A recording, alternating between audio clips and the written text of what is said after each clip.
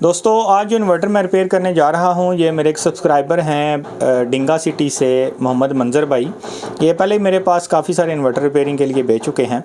तो आज ये जो इन्वर्टर है ये फ्रोनस का PV 9200 मॉडल है और ये 8 किलोवाट में कंपनी क्लेम करती है कि ये हमारा जो इन्वर्टर है वो 8 किलोवाट है।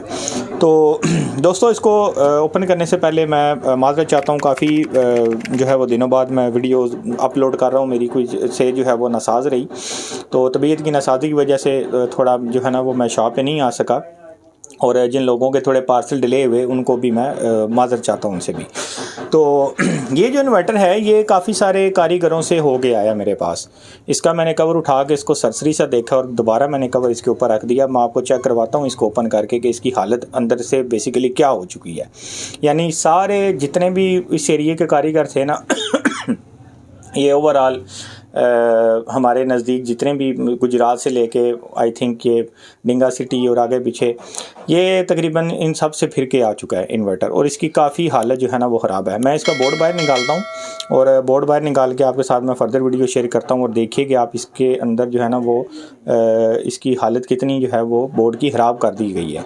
तो इसलिए मैं कहता हूँ कि जब कोई भी इन्वर्टर आप काफ़ी सारे कारीगरों से घुमवा के ले के आते हैं ना चेक करवा के ले के आते हैं और वो रिपेयर नहीं होता तो फिर उसमें काफ़ी सारा टाइम लगता है और वक्त भी लगता है और उसके अलावा उसमें जो कंपोनेंट ज़ाहिर बात है वो भी काफ़ी सारे चेंज करने पड़ते हैं। बहरहाल ये अगर तो कोई अच्छा कारीगर हो ना उसका तो कोई मसला नहीं, वो तो उसको एक प्रोफेशनल तरीके से लेके चलता है। लेकिन बाद दफ़ा ऐसा होता है कि कुछ कारीगर जो है ना वो इतने प्रोफेशनल नहीं होते, सबको खैर होना चाहिए, लेकिन बाद दफ़ा ऐसा होता है कि इन्वर्टर उन कारीगर के हाथों जो है ना वो बर्बाद हो जाता है जो प्रोफेशनल नहीं होते। तो उससे फिर क्या होता है कि जो नुकसान है ना वो कस्टमर बेचारे को होता है। माफ़ी चाहता हूँ, असल में मेरा जो गला है वो काफ़ी ख़राब है, अभी भी पूरी तरह ठीक नहीं हुआ तो इसके लिए माजरत। बहरहाल इसको मैं ओपन करता हूँ और ओपन करके फिर आपके साथ फर्दर वीडियो शेयर करता हूँ। अब ये उन्होंने ना ये देखें अंदर इसके ये सारी चीज़ें वगैरह, इसके स्विच और ये पेज हैं शायद, हाँ ये पेज हैं और ये कनेक्टर वगैरह शॉपर के अंदर ही रख के भेज दी हैं, कोई कनेक्टर नहीं लगा हुआ। ठीक है, ये देखें ये सारे, बल्कि ये स्विच तो मैंने हालत स्विच की तार है शायद या किसकी है, ये बिल्कुल तोड़ी हुई है। तो ये भी जैक वगैरह निकले हुए हैं। बहरहाल मैं इसका बोर्ड बाहर निकालता हूँ और इसके बोर्ड की हालत देखते हैं एक दफ़ा। अच्छा दोस्तों, इसका बोर्ड मैंने बाहर निकाला और सबसे पहले तो इसके जो IGBTs है ना ज़रा इनकी हालत देखिएगा। और ये देखें यहाँ से बिल्कुल पीस तक जो है ना वो निकल गए हैं और कोई नंबर कुछ लगा हुआ है, कोई कुछ लगा हुआ है, मतलब कोई तरीक़ाकार जो है ना वो बिल्कुल प्रोफेशनल तरीके पर फॉलो नहीं किया गया। ये देखें ये भी फटा हुआ है यहाँ से। ठीक है, अच्छा चलें इसको तो साइड पे करें ना। ये ज़रा बोर्ड की हालत देखें आप, यहाँ से ये आर पार ये देखें बिल्कुल सुराख हो चुका है। ठीक है, और इस साइड पे भी बिल्कुल जो ड्राइवें हैं वो तबाह कर दी गई हैं, कोई रेजिस्टेंस यहाँ पे जो है ना वो नहीं छोड़ी गई और ये पूरा मतलब एक दानिस्ता तौर पे ना इसके साथ सही तजर्बात किए गए हैं। ठीक है, और इस साइड पे देखें ज़रा ये देखें ये सारे मॉसफेट जो है ना वो बाहर निकाल के तो साइड पे सिर्फ पेज, शुक्र है पेज साथ लगे हुए हैं। ठीक है, ये देखें और ये सारे शॉर्ट हैं, ये सारे मैंने जो है ना वो टेस्ट किए ऑफ द कैमरा, तो ये सारे ही शॉर्ट हैं, IGBTs भी और ये वाले भी। मतलब इस इन्वर्टर की हालत आप मैं किससे तशबीह दूँ, ये जिस तरह हमारे बेचारे सड़क पे चलते हुए पोडरी होते हैं ना, ये उनसे भी इसकी हालत ज़्यादा अबतर है। ठीक है, ये नज़र आ रही है आपको। हत्ता कि सप्लाई सेक्शन को भी जो है ना वो छेड़ा गया है। ठीक है, इधर भी काविये के साथ करामात दिखाने की पूरी कोशिश की गई है। बहरहाल अच्छा फ्यूज़ देखें यहाँ पे ना, ये देखें ये फ्यूज़ IGBT की सेंटर वाली सेंटर वाली और साथ वाली मैंने हाल दोनों टांगें काट के ना एक दूसरे के ऊपर रख के तो इसको सही यहाँ से ना इसको वेल्ड किया गया। बहरहाल इस इन्वर्टर की हालत देख के यकीन करें मुझे बड़ा दुख हुआ है और मैं मतलब अब क्या कहूँ ऐसे कारीगर को जो बेचारे अगले की चीज़ के साथ जो है ना वो इस तरह के तजर्बात करते हैं।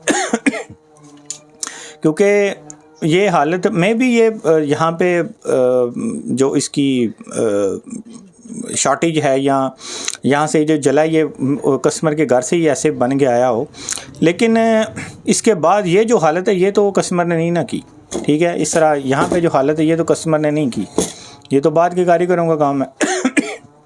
बहरहाल इसको इंशाल्लाह तैयार करेंगे ओरिजिनल तरीके के साथ और इसको चलने के काबिल बनाएंगे और अच्छा चलने के काबिल बनाएंगे इंशाल्लाह।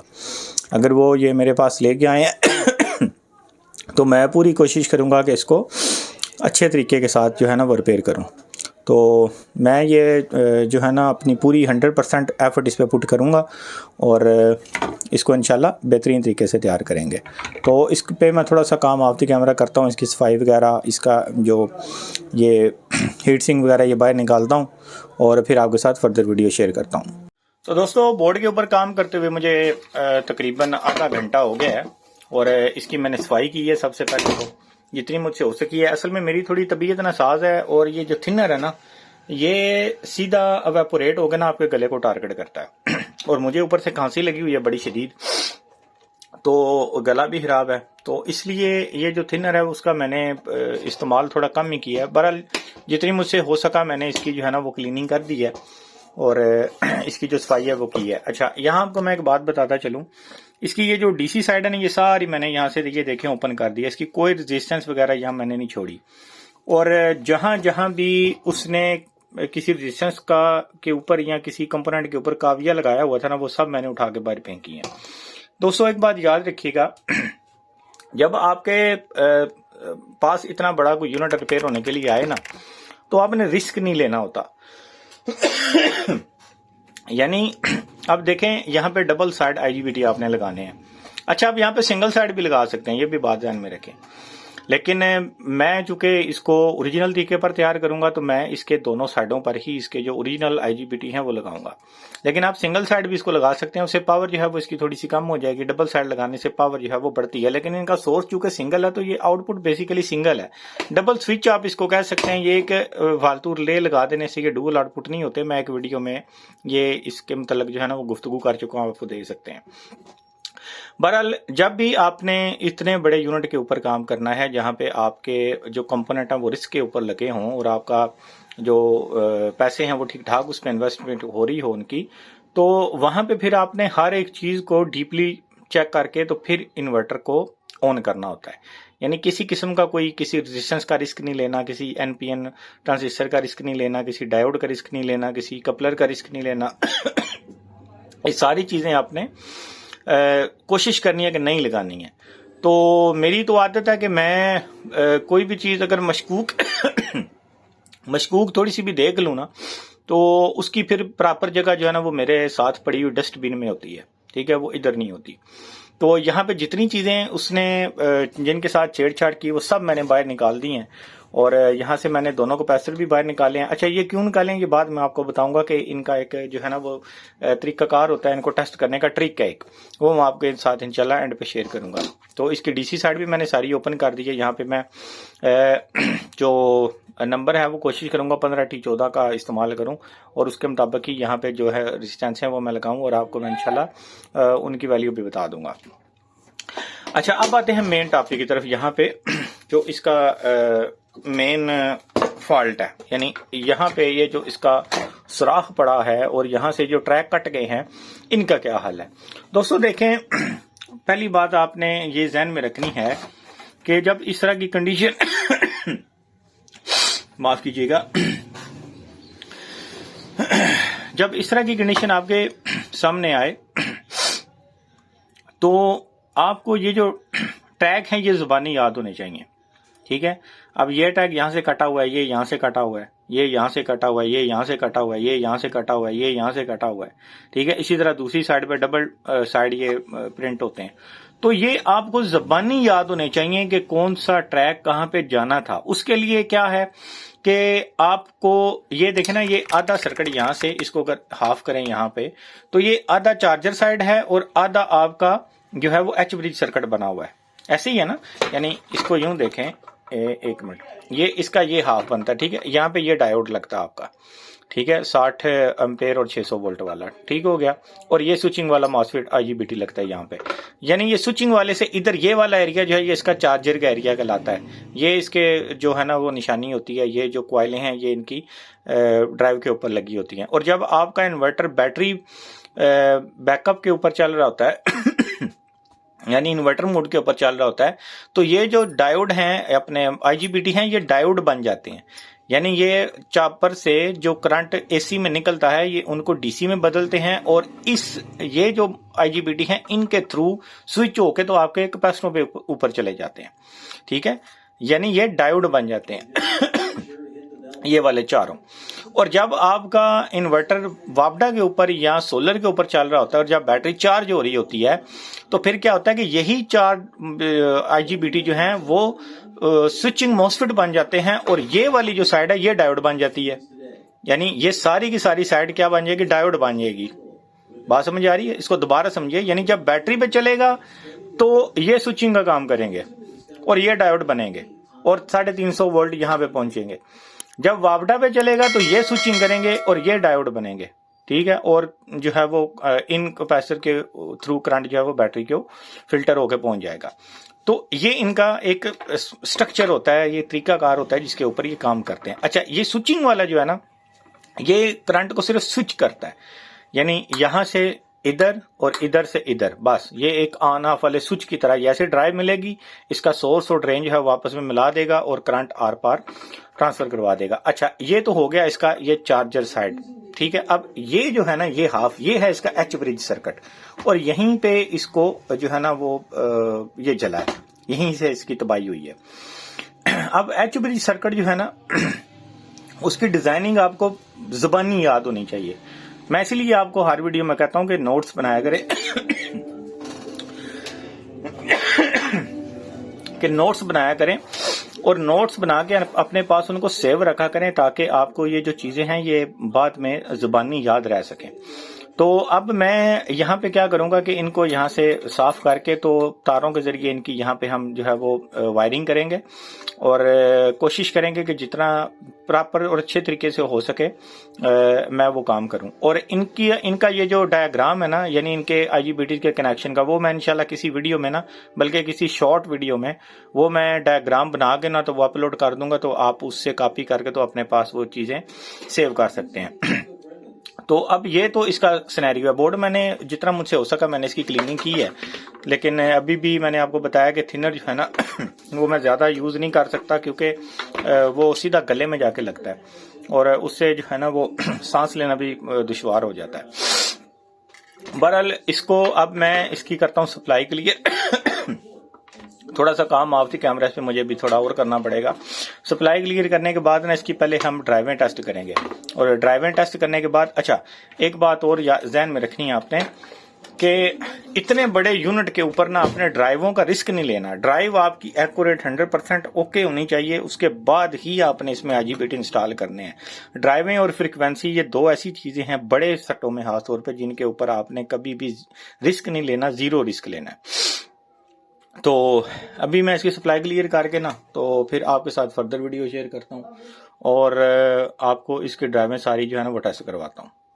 तो दोस्तों अब मैं करवाता हूँ आपको इसकी ड्राइवें टेस्ट, और ड्राइवें टेस्ट करने के लिए ज़रूरी है कि आप इसकी जो सप्लाई है उसको पहले ऑन कर लें और उसके बाद इसकी सारी ड्राइवें टेस्ट करें। और मैं कई बार कह चुका हूँ अपनी वीडियोज़ में कि ड्राइवें टेस्ट करने से पहले आपने कभी भी इसमें IGBTs और मॉसफेट नहीं लगाने, यानी सबसे पहले ड्राइवें टेस्ट करनी है और उसके बाद जो है वो इसमें IGBTs और मॉसफेट वगैरह लगाने हैं। तो अभी सबसे पहले इसका ये जो सेक्शन है इसी सेक्शन इसकी मैं आपको टेस्ट करवाता हूँ। तो मीटर को आपने 200 की रेंज पे रख लेना है और सबसे पहले हम इससे शुरू करते हैं। तो यहाँ पे 4.8 वोल्ट की ड्राइव बन रही है माइनस में, ठीक है।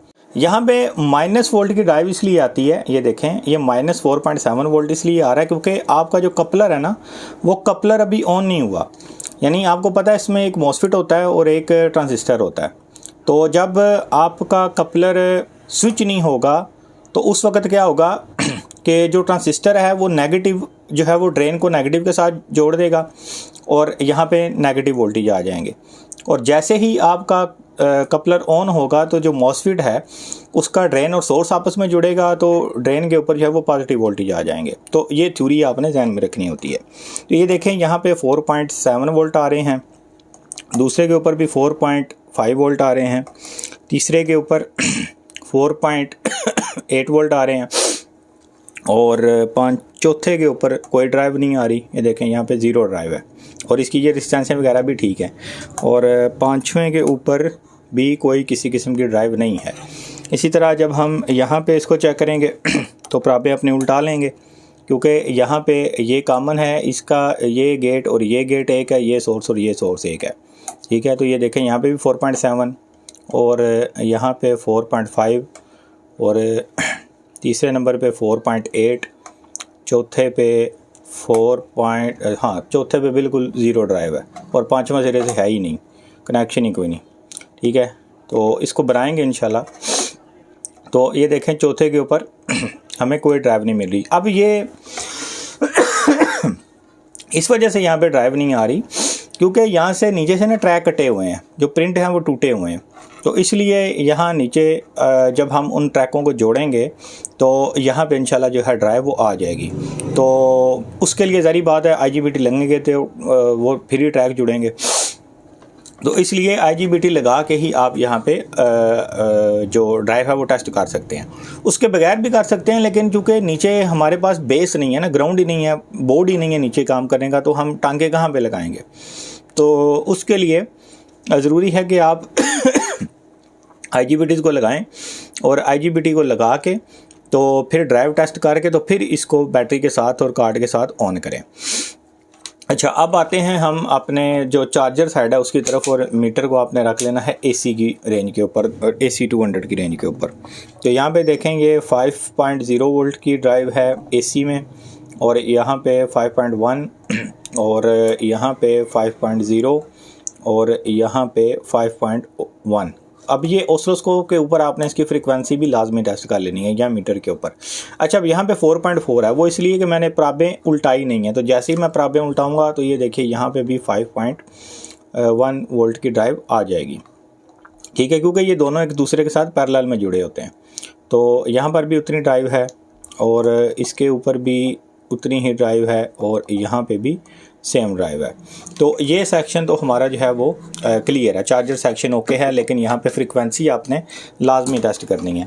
अब जो हमारी DC साइड है, यहाँ पे भी आपने अपने ड्राइव टेस्ट करनी होती है, और ये ड्राइव यहाँ पे AC DC करंट में आती है, ठीक है। तो मीटर को वापस DC की रेंज पे रखना है आपने, और यहाँ पे एक आप नेगेटिव के ऊपर रखेंगे, और दूसरी जो प्राब है वो आप इन जो ट्रांजिस्टर हैं दोनों लगे हुए हैं NPN और PNP, इनकी कलेक्टर के ऊपर बेस मीटर और कलेक्टर यहाँ पे रखेंगे। तो ये देखें 7 वोल्ट यहाँ पे हमें मिल रहे हैं, और इसी तरह यहाँ पे चेक करेंगे तो यहाँ पे भी देखें 7 वोल्ट, और यहाँ पे भी 7 वोल्ट, और यहाँ पे भी 7 वोल्ट। यानी ये जो चारों पेयर हैं, यानी ये जो ब्लॉक बना हुआ है 5 मॉसफेट का, इनके ऊपर ड्राइव हमें मिल रही है। अच्छा, अब इसका असल तरीकाकार तो होता है कि आप रेजिस्टेंसें लगा के तो यहाँ एक के ऊपर ड्राइव टेस्ट करें, वो पहले मैं कई वीडियो में बता चुका हूँ। तो अब चूँकि यहाँ मैंने भी रेजिस्टेंसें लगाई नहीं हुई, तो इसलिए मैंने यहाँ पे एक के ऊपर ही ड्राइव टेस्ट कर ली, यानी ये कंफर्म कर लिया कि ड्राइव यहाँ तक पहुँच रही है। अब आगे यहाँ पे रेजिस्टेंसें लगा के तो हम एक के ऊपर भी अपने ड्राइव को देख लेंगे। वो बाद दफ़ा ऐसा होता है कि जब ये मॉसफेट फटते हैं ना, तो नीचे से इनका जो ट्रैक है ना, जो प्रिंट है वो भी फट जाता है, ठीक है, वो डैमेज हो जाता है। तो क्या होता है कि ऊपर की तरफ से तो रेजिस्टेंसें आपने बराबर लगाई होती हैं, यानी वो सारी रेजिस्टेंसें ठीक होती हैं, लेकिन ड्राइव नहीं आ रही होती, क्योंकि वो नीचे से इस IGBT को का जो सोर्स पॉइंट है वो फटा होता है, वो मिले नहीं होता इधर। यानी IGBT इसको मॉसफेट को सोर्स मिलेगा तो फिर ड्राइव आएगी ना, यानी इसको सोर्स के वोल्ट मिलेंगे ही नहीं, सोर्स मिलेंगे ही नहीं तो ड्राइव कहाँ से दिखाएगा वो। तो इसलिए आपने यहाँ पे रेजिस्टेंसें लगा के तो एक के ऊपर अपनी जो ड्राइव है वो टेस्ट करनी है, उसके बगैर आपने इसमें अपने जो मॉसफेट है उनको इंस्टॉल नहीं करना। अच्छा, उसके अलावा इसकी जो सप्लाई है वो तो मैंने पहले क्लियर की, और सप्लाई क्लियर करने के बाद ही मैं आया। अब सप्लाई की तरफ मैं इसलिए नहीं आ रहा क्योंकि वीडियो फिर लेंथी हो जाएगी, और इसकी सप्लाई में भी फॉल्ट निकला, ये IC मैंने चेंज किया। और एक दो डिस्टेंसें इधर से चेंज की, तो इसकी आईसी जो सेकेंडरी साइड है वो भी मैंने ओके कर दी, प्राइमरी साइड इसकी क्लियर थी। तो अब आते हैं अपने मेन फॉल्ट की तरफ जो कि हमारा एसी सेक्शन में है।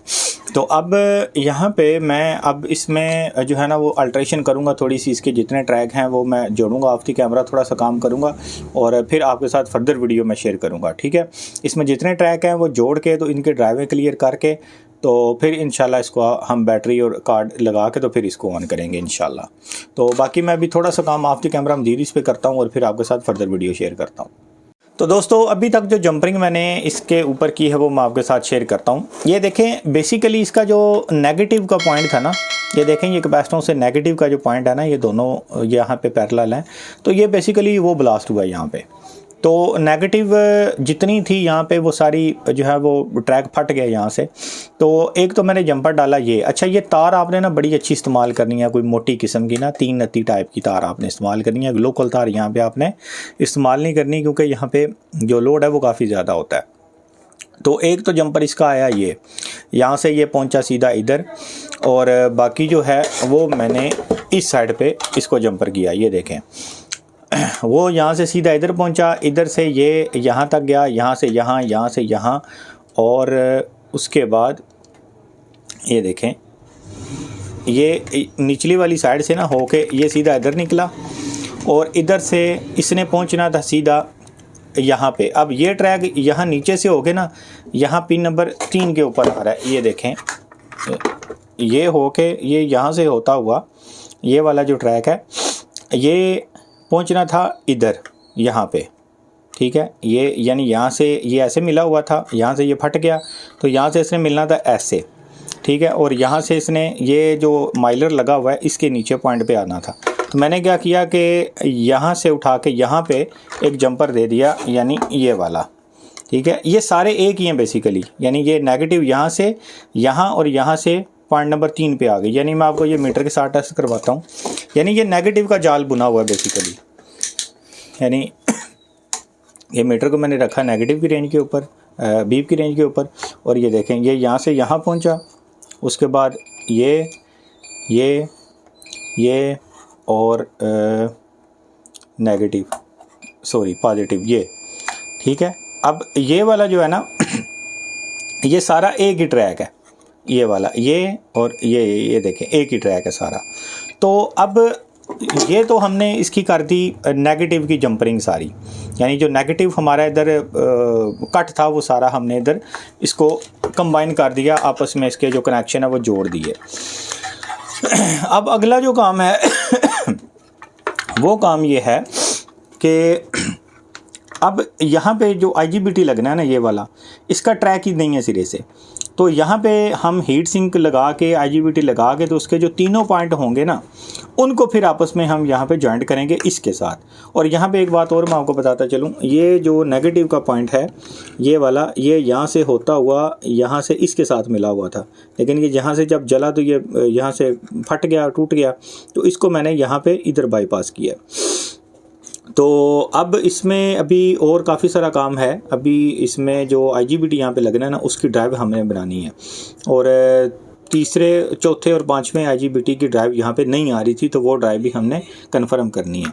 तो अब मैं ये करूँगा कि अब मैं इसमें लगाऊँगा IGBTs, ठीक है, और IGBT लगा के ना तो फिर उसकी ड्राइव यहाँ पे बनाएंगे, उसकी डिस्टेंसें और जो भी उसके साथ चीज़ें लगती हैं वो लगा के, तो फिर 5-6 के ऊपर ड्राइव टेस्ट करके तो फिर इसको ऑन करके इंशाल्लाह इसके आउटपुट को टेस्ट करेंगे। तो अभी मैं थोड़ा सा काम आपकी कैमरा मज़ीद इस पर करूँगा और आपके साथ इंशाल्लाह मैं वीडियो शेयर करता रहूँगा साथ साथ। अब दोस्तों ये जंपरिंग करने से हुआ क्या, अब ये देखें कि जहाँ पहले हमारी ये तीसरे और चौथे के ऊपर हमारी ड्राइव नहीं आ रही थी, अब वहाँ पे ड्राइव आना शुरू हो गई है।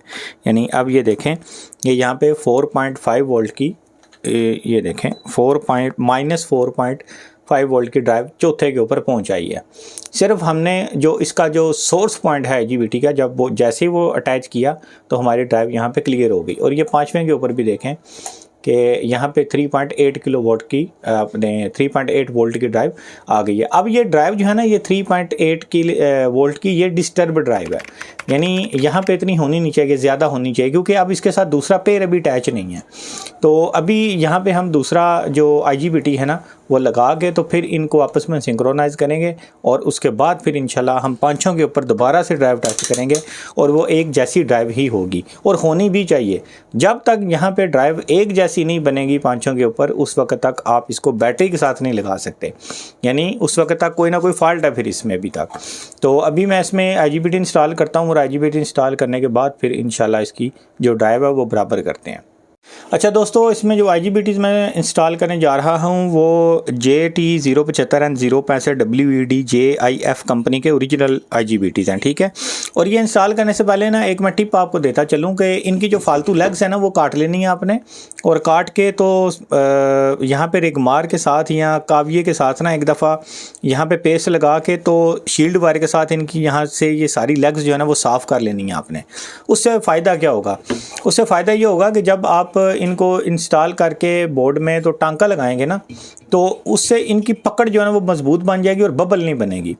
यानी काविये के साथ अगर जब अक्सर आपने देखा होगा कि IGBT जब आप लगाते हैं ना तो बबल बन जाती है हवा के प्रेशर की वजह से।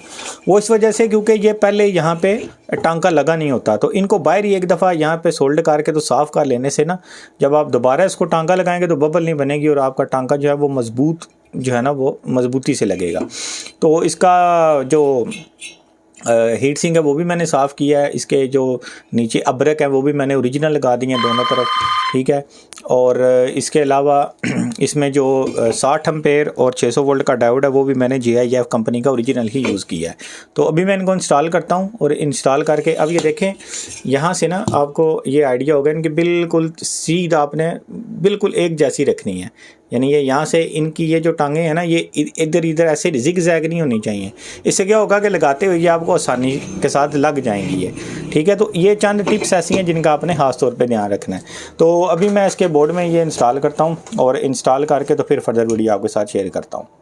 तो दोस्तों IGBT लगाने के बाद मैंने अब इसका जो ये 5वां IGBT था इसका कनेक्शन भी कर दिया है और अब मैं आपको बल्कि पहले मैं आपको ना इसके कनेक्शन वगैरह दिखाता हूँ, फिर आपको इसकी ड्राइव टेस्ट करवाऊँगा। अच्छा ये देखें यहाँ पे ना ये थोड़ा सा मैं जूम करता हूँ ताकि आपको आसानी के साथ ये दिख जाए। ये देखें अब यहाँ पे हुआ क्या बेसिकली कि ये हमारा जो 5वां ये वाला जो IGBT था ना ये वाला, ये यहाँ नीचे से ये बिल्कुल यहाँ से ज़्यादा डैमेज हुआ, यहाँ से जगह बिल्कुल फटी हुई थी। तो अब मैंने इसको यहाँ पे ये लगाया और यहाँ पे इसकी जो ड्रेन है ये इसके साथ जोड़ी, ठीक है। और यहाँ से एक जंपर उठा के तो इसकी ड्रेन सीधी जोड़ी यहाँ से, क्योंकि ये कैपेसिटर के पॉजिटिव पॉइंट पे आ रही होती है, यानी कैपेसिटर का पॉजिटिव जो है वो इसकी ड्रेन पे आता है। यानी ये H ब्रिज सर्किट जो यहाँ तक बना हुआ है ना उसकी सारी की ओवरऑल जो ड्रेन है ना वो कैपेसिटर के पॉजिटिव पे आती है, ठीक है। ये रूल होता है H ब्रिज सर्किट का। अच्छा अब उसके अलावा ड्रेन तो हो गई कॉमन। अब ये देखें ना ये इसके नीचे ये आपको नज़र आ रहा होगा यहाँ से यहाँ तक ये कॉमन हुई और ये जो इसका सोर्स है ये मैंने इस तार के थ्रू उठा के तो यहाँ पे दिया, ठीक है। यानी हमारी ड्रेन भी कॉमन हो गई, सोर्स भी कॉमन हो गया। मैंने बताया ना ये सारे आपस में पैरेलल में जुड़े होते हैं, जो चीज़ इधर कनेक्ट होगी वही इधर कनेक्ट होगी, ठीक है। जो इधर लगेगी वो इधर लगेगी, जो इधर होगी वही इधर होगी। ये आपस में पैरेलल में जुड़े हुए हैं क्योंकि ये ओरिजिनल डुअल आउटपुट नहीं है बल्कि ये पैरेलल में लगे हुए IGBTs हैं। अच्छा उसके बाद अब ये हमारी सोर्स भी कॉमन हो गई और ड्रेन भी कॉमन हो गई। अब पीछे बारी आती थी इसकी ड्राइव की, तो ये इसको तो ड्राइव यहाँ से मिल गई। ये इसके ड्राइव के ऊपर ये 22 ओम की और 10 ओम की रेजिस्टेंस लगी हुई है, डायोड लगा हुआ है और ये 30K की रेजिस्टेंस और साथ में 20 NF का कैपेसिटर लगा हुआ है। अच्छा अब मैंने क्या किया कि यही जो ड्राइव यहाँ से आ रही है ये होती हुई सीधी यहाँ तक पहुँची और यहाँ से आगे ये मैंने यहाँ पे लगाई 22 ओम की रेजिस्टेंस, ठीक है। और इसको आगे उठा के मैंने सीधा दिया इसकी गेट के ऊपर और यहाँ 30K की रेजिस्टेंस लगा के इसको मैंने जंपर किया इसकी जो गेट है इसके ऊपर यानी सोर्स के ऊपर, सॉरी, यानी गेट टू सोर्स 30K की रेजिस्टेंस आ गई और गेट टू सोर्स ही हमारा साथ में 20 NF का कैपेसिटर भी आ गया जिस तरह ये लगा हुआ है, और यहाँ पे 22 ओम की रेजिस्टेंस आ गई।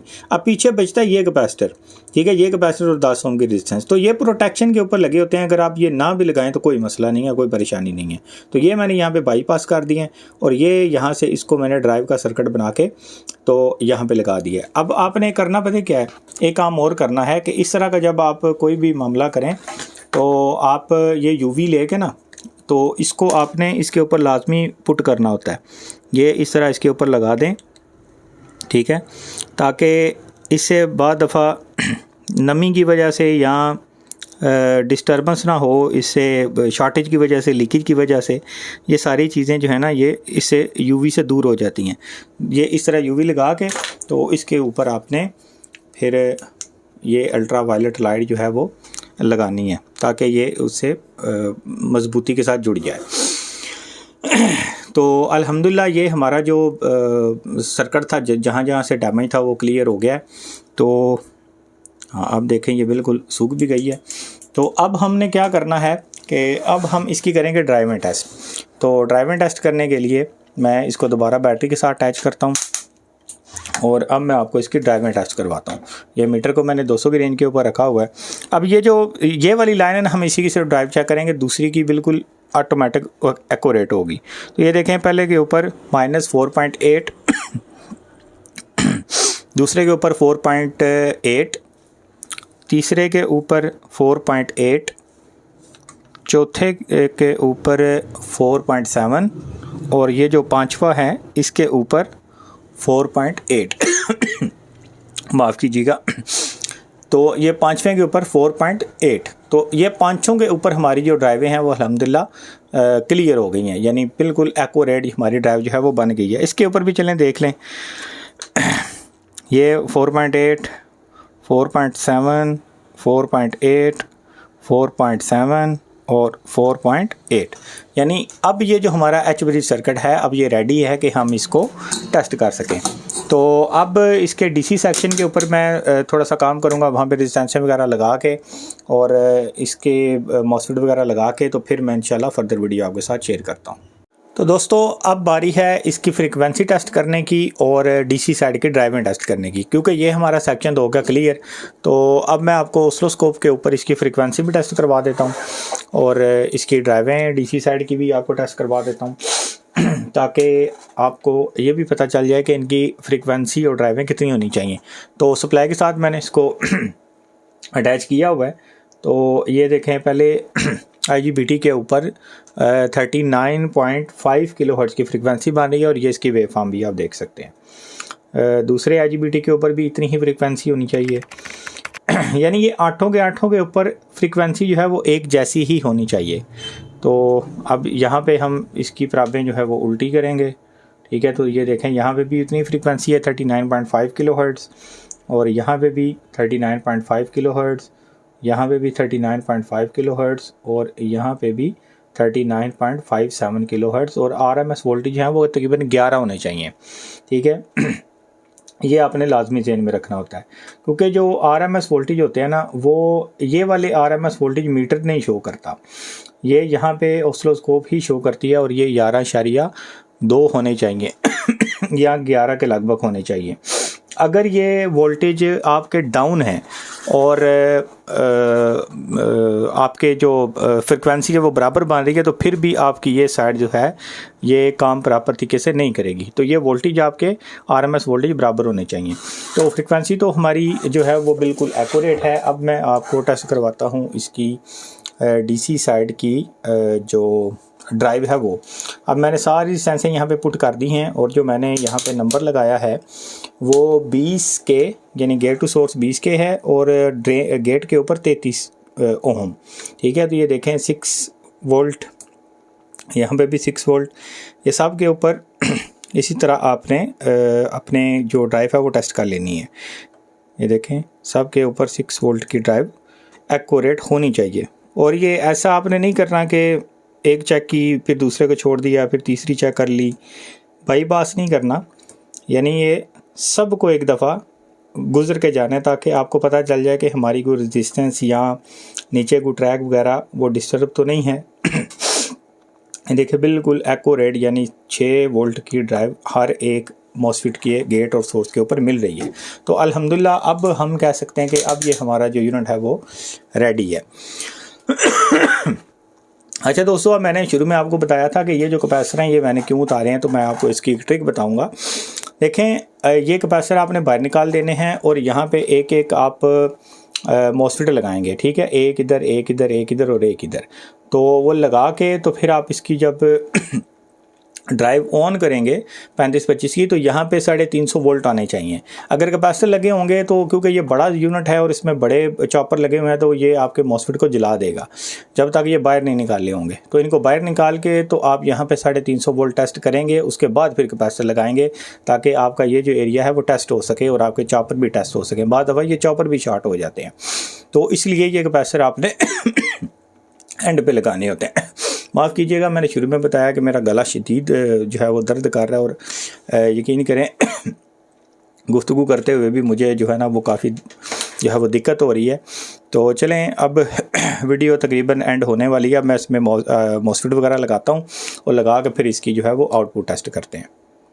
अच्छा दोस्तों, इसके बोर्ड के ऊपर काम तकरीबन मुकम्मल हो चुका है और इसमें डीसी साइड में जो मैंने मॉसफेट यूज़ किए हैं वो 15T14 इस्तेमाल किए हैं, ठीक है, और 20 के 20 अदद मैंने ये नए लगा दिए हैं। तो इस साइड में जो IGBT इस्तेमाल किया वो मैं पहले आपको दिखा चुका हूँ। तो अब बारी है इसको टेस्ट करने की।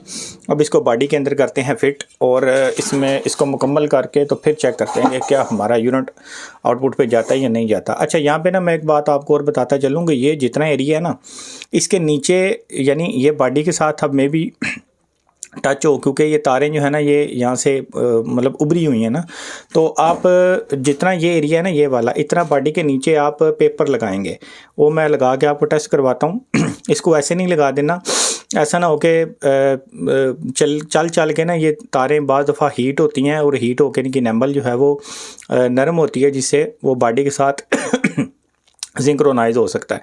तो इसलिए इसके नीचे पेपर लगाना है, पेपर लगा के फिर इस बोर्ड को ऊपर हम इंस्टॉल करेंगे।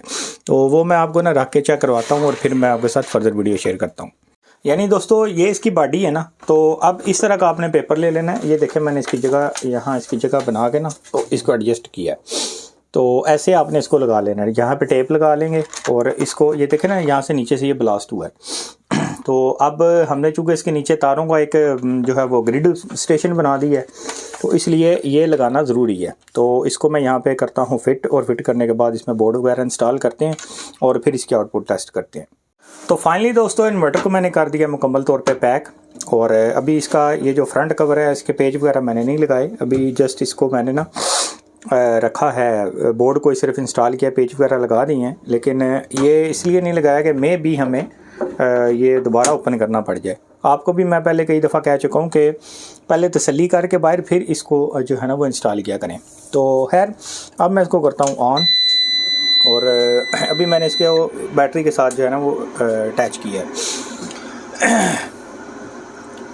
तो ये थोड़ा सा वक्त लेते हैं बाकियों की निस्बत। तो देखें अल्हम्दुलिल्लाह हमारा जो इन्वर्टर वो बिल्कुल प्रॉपर तरीके से ऑन हो गया, 230 आउटपुट पे चला गया, और जो लाइटें हैं इसकी वो भी रेड कलर की ऑन हो गई हैं। तो दोस्तों अब इसके साथ ना मैं सोलर लगा के ना तो इसके ऊपर लोड भी डाल के आपको टेस्ट करवाता हूँ, क्योंकि अभी तक मैंने सही प्रॉपर लोड इसके ऊपर टेस्ट नहीं किया।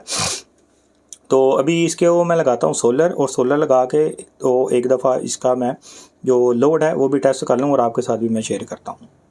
तो दोस्तों अभी किया मैंने इसके साथ सोलर को अटैच 309 वोल्ट DC, और अभी मैं इसका स्विच ऑन करता हूँ।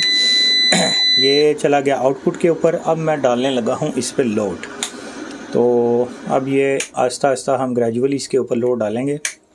तकरीबन 400-500 वाट तक का लोड हो गया, 1 मिनट। और तकरीबन अब इसके ऊपर लोड आ चुका है जी 1.6 किलोवाट, और इतने मेरे पास अवेलेबल है। तो अल्हम्दुलिल्लाह इन्वर्टर हमारा ओके हो गया, और